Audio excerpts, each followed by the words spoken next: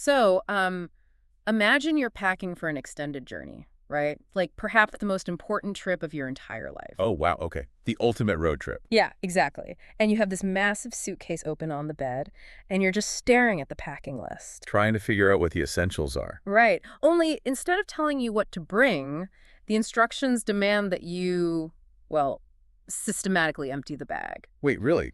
Just take everything out? Everything. You have to remove your passport, your family photos, your political affiliations, and your religious beliefs. So you're basically stripping away your entire identity. Completely. I mean, the instructions even demand you throw out your basic fundamental sense of what makes someone a good person or a bad person. That is, wow. That's a lot to let go of. It really is. You're instructed to just leave it all on the floor, leaving you with this entirely empty, hollow piece of luggage. Right, which feels totally counterintuitive for a journey. Exactly.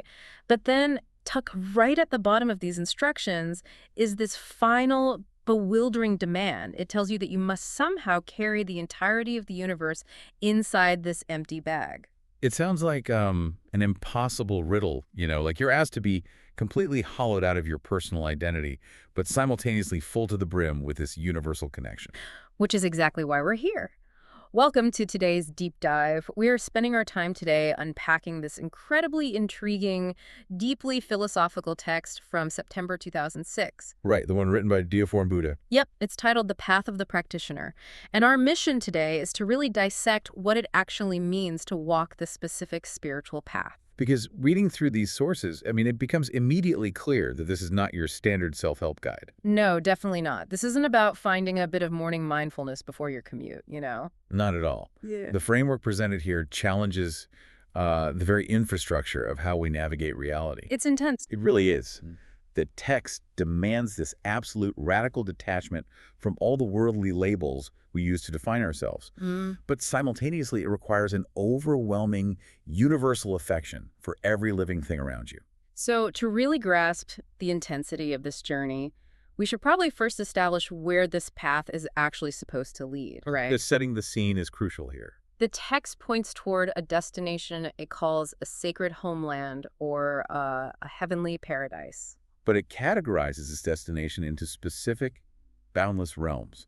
They have names like the 1,000-year world, the 10,000-year world, and the Elysium world. Those realms represent states of existence where, like, time and space just lose their constraints entirely. Right. But for you, the listener, trying to grasp how a human mind even operates in that space, the crucial takeaway is the mandatory shift in perspective. Which is pretty extreme. Extremely. To even orient themselves toward this Elysium world, the practitioner must view their current earthly life merely as a brief journey. So it's literally just a temporary layover.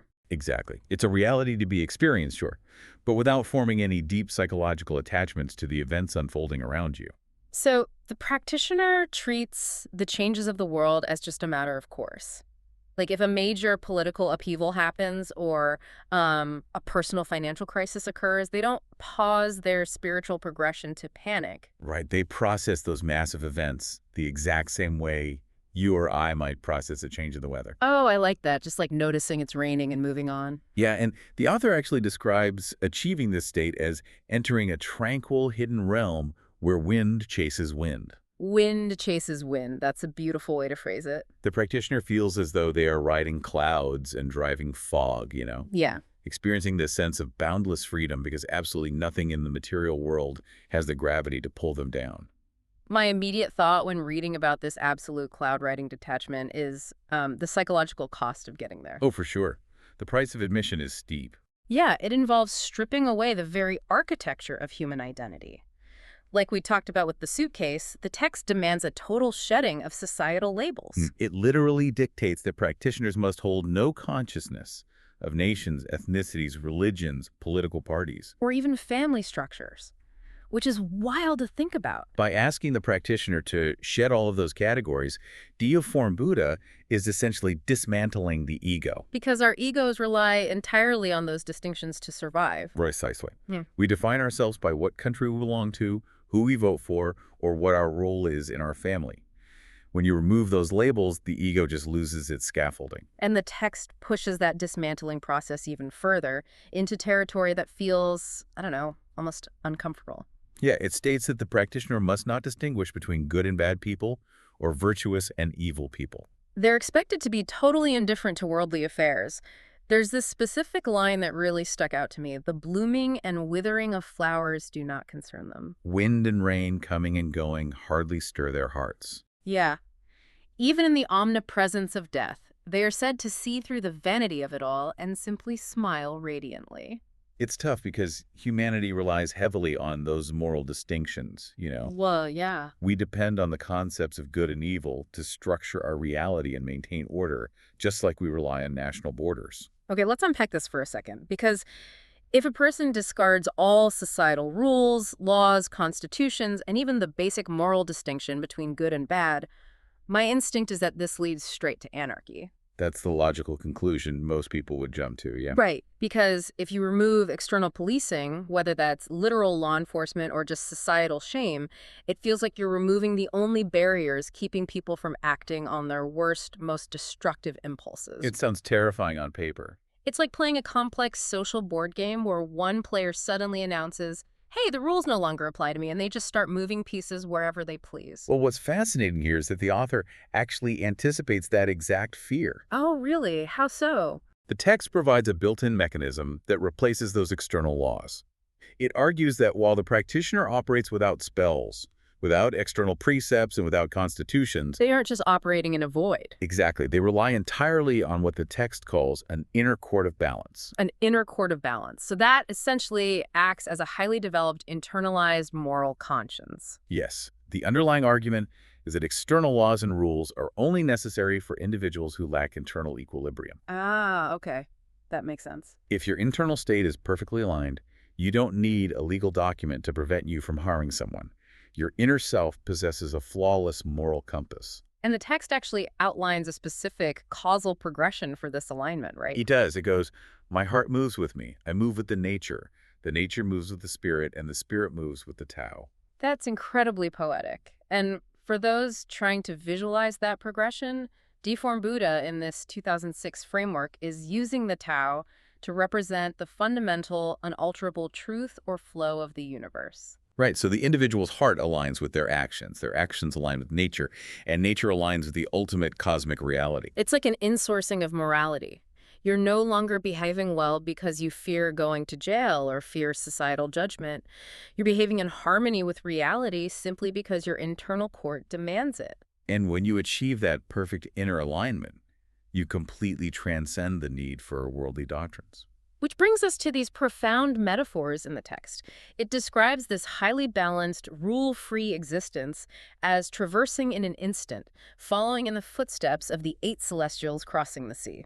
The 8 celestials are just a brilliant metaphor for this. Yeah, in traditional mythology, the 8 celestials, or immortals, had to cross this vast ocean. But instead of relying on a communal boat, which we could view as societal structure or organized religion, Yeah. each used their own unique magical object to make the crossing. They relied entirely on their own internal power and specific nature to transcend the obstacle.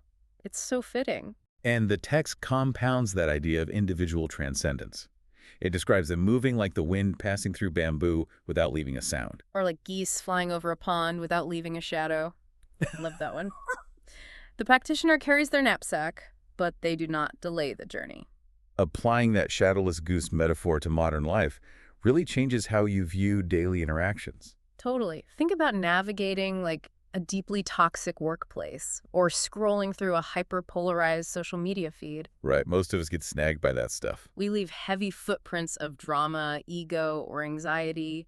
We argue, we internalize the stress, we let the environment warp our mood. Moving like a shadowless goose means you still fly over the pond, you still go to work, you observe the world. But you don't let the pond alter your flight path, you leave no trace of your ego behind, and you take no baggage with you. But the psychological friction really arises when you consider the social implications of leaving no trace. Yeah, because if you are entirely untethered from all societal norms, holding no concept of family, nation, or morality, the natural assumption is that you become profoundly isolated. It sounds like a recipe for becoming a complete hermit, locked away from human connection. Right, just because you refuse to engage with the messy reality of human labels. But the source material aggressively rejects that assumption, doesn't it? It really does. The text attacks the idea that this path leads to isolation and offers this fascinating redefinition of what it actually means to be alone. The author provides a really striking diagnostic tool for evaluating our emotional states. He says, loneliness is the patent of those with narrow hearts. Solitude is the label of the arrogant and conceited. Loneliness is the patent of those with narrow hearts. That is such a powerful reframing. It shifts the blame for isolation entirely onto the individual's perception. Like, if you feel lonely, it isn't because the world has abandoned you. No, it's because your heart is just too narrow to perceive the connections that already exist everywhere around you. Yeah. The text insists that the practitioner is never actually alone. When they open the windows of their soul, they find themselves accompanied by thousands of living beings. They're joined by ancient Buddhas, sages, angels, kindred spirits, and lovers. The author describes them as wandering in a sea of Dharma where hundreds of boats are sailing, and nature itself is actively interacting with them. We should probably quickly define the Sea of Dharma in the context of this 2006 text, just to be clear. Good point. So Dhamma generally refers to the universal law, the teachings, or the ultimate reality that surrounds us. So wandering in a sea of Dharma means a practitioner is constantly actively engaged with the fundamental truth of the universe. They're swimming in a vibrant, populated reality, not just sitting alone in a dark room meditating. Exactly. But the contradiction that often trips people up lies in the text's specific instructions regarding affection. Yes, I found myself circling that paradox repeatedly. Because earlier, the text explicitly demanded that practitioners hold no consciousness of family and must completely discard the label. Yet, in this section on companionship, the author explicitly states that the practitioner must have deep affection for parents, children, siblings, lovers, friends, mountains, and even insects. It's a total paradox. How can a philosophy demand you abandon the very concept of your family while simultaneously demanding you love your children and siblings deeply? My initial hypothesis was that the text wanted a kind of detached, almost clinical appreciation for people rather than actual love. But that doesn't really hold up, does it? Not at all, because deiform Buddha draws a remarkably hard line against apathy. Yeah, the text categorizes heartlessness in very severe terms. It basically calls heartlessness the behavior of demons. It's described as a direct path to hell for those who are obsessed and do not repent. It frames it as the natural enemy of kindness, compassion, and mercy. What's fascinating here is the mechanism resolving this paradox. It really comes down to the nature of possessive versus non-possessive love. Okay, right. Because when we use the label my son or my husband, we're often injecting this subtle layer of ownership and transaction into the relationship. Exactly. We love them because society dictates we should, or because they somehow reflect our own ego. Deiform Buddha seems to be arguing that these labels actually restrict our capacity for genuine affection. By removing the societal label, you actually remove the artificial boundary on your affection. You no longer love your family members because of a contractual earthly obligation tied to their role. You love them because you recognize them as integral parts of a deeply connected universe. You love them with the exact same universal affection that allows you to love the mountains, the rivers, and the insects. You dismantle the small, categorized boxes of love to allow a universal affection to fill the entire space. And the text quotes that practitioners are full of love for the world, and that the heartless are not pitied by heaven, while the affectionate are blessed and cared for by gods. Which loops perfectly back to our initial packing list metaphor. You aren't emptying your suitcase to carry around a hollow void. Right, you're emptying out the restrictive little compartments so you have room to fit the entire universe inside. I love that. But holding that universal affection without slipping back into worldly possessiveness requires immense internal strength. It really does. And this brings us to the most sobering reality check within the source material. The text makes it abundantly clear that achieving and maintaining this state is not a leisurely process at all. No, it is depicted as a brutal, agonizing endeavor. The author establishes this absolute rule of the universe that governs the journey. If you go with the flow, you are ordinary. If you go against the flow, you become celestial. Going downstream, following the natural currents of human behavior, leads to what the text calls a bitter ocean. Reaching the clear source requires continuously going upstream. The author uses the metaphor of climbing a mountain. It's an agonizing step-by-step exertion of will. While going down is just a quick, effortless roll to the bottom. Yeah, the gravity of human nature just inherently wants to pull us downstream. The current of society constantly pressures us to accept labels, to engage in judgments of good and evil, and to narrow our hearts into that possessive tribal love. Fighting that current requires constant kinetic energy. And the text actually provides highly specific examples of what those downstream currents look like in our daily lives. Yeah, the greatest dangers are rarely obvious villains. Instead, the author warns against ignorant care and selfish care from others. The phrasing in the text is quite specific here. It says, ignorant care often does not cease in the ears, and selfish care often makes the heart upset. These forms of care act as powerful worldly temptations, mainly because they disguise themselves as love. Ignorant care is just a brilliant psychological observation. It really is. Think about a time you decided to make a difficult change that required swimming upstream. Like maybe you decided to quit drinking. Or you committed to a rigorous meditation practice, Mm. or decided to leave a lucrative but unfulfilling career. Exactly. The first people to try and pull you off that path are often your closest, most well-meaning friends and family. They'll say things like, you're working too hard on this, take a break, or just have one drink, it won't kill you. Or, why are you throwing away a perfectly good salary? They offer that advice because they care about you, sure. But their care is ignorant of your ultimate celestial destination. They're comfortable with the version of you that drifts downstream alongside them. When you start swimming against the current, your effort highlights their own drift, which causes friction. And the text equates these well-meaning distractions to tigers and wolves blocking the road. Which sounds intense, but your friend trying to guilt-trip you into abandoning your spiritual discipline is, functionally speaking, presenting the exact same existential threat as a tiger standing in your path. Because both threaten to end your journey to the clear source. Right.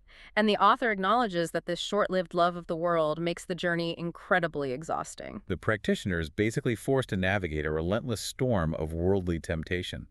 The text describes this environment so vividly. Sometimes a strong wind blows, sometimes heavy rain pours. And sometimes your personal interests become deeply entangled in the mundane world. It's a state of constant vulnerability. When you are constantly fighting the current, dealing with tigers and wolves disguised as caring friends, relying on sheer willpower just seems unsustainable. The text has to provide a survival mechanism for when the storm becomes blinding, right? It does. The solution offered is intensely internal. The author dictates that to survive the storm, one must light the divine lamp in the heart. Light the divine lamp in the heart. Yeah, only by illuminating that internal lamp does the fog dissipate, allowing the path to the kingdom of heaven to become clear again. So lighting the divine lamp means returning to that inner chord of balance we talked about earlier. When external guidance fails, or when external advice becomes toxic, you cannot look outside yourself for navigation. Exactly. And the author anchors this entire struggle. The detachment, the paradox of universal affection, and the agonizing upstream swim with a really striking, famous proverb. The fragrance of plum blossoms comes from the bitter cold. You don't acquire the beautiful fragrance of the plum blossom without enduring the freezing temperatures that actually produce it. The celestial state is born entirely out of the bitter cultivation of swimming against the current. The joy of riding the clouds is the direct result of surviving the freezing temperatures of detachment. It really creates a comprehensive framework for existence, doesn't it? It really does. As we synthesize Deiform Buddha's 2006 framework, we're left looking at a lifestyle that is fundamentally alien to modern human behavior. Right, because we spend our lives building our suitcases. We collect identities, accumulate judgments, and seek the easiest path downstream. But the path of the practitioner demands we basically burn the suitcase entirely, shedding every external label society handed us, cultivating unshakable internal morality, and loving an insect with the same non-possessive intensity as a sibling. Which leads to a fascinating, almost unsettling implication that the text kind of leaves hovering beneath the surface. Macro-level consequences. Yeah. If this path represents the ultimate celestial ideal, we have to consider what happens if everyone actually succeeds. Wow, okay. If every human being on the planet managed to light their inner lamp, shed their societal labels, abandon their national identities, and cease to distinguish between good and evil. Human civilization, as we understand it, would simply evaporate. It would.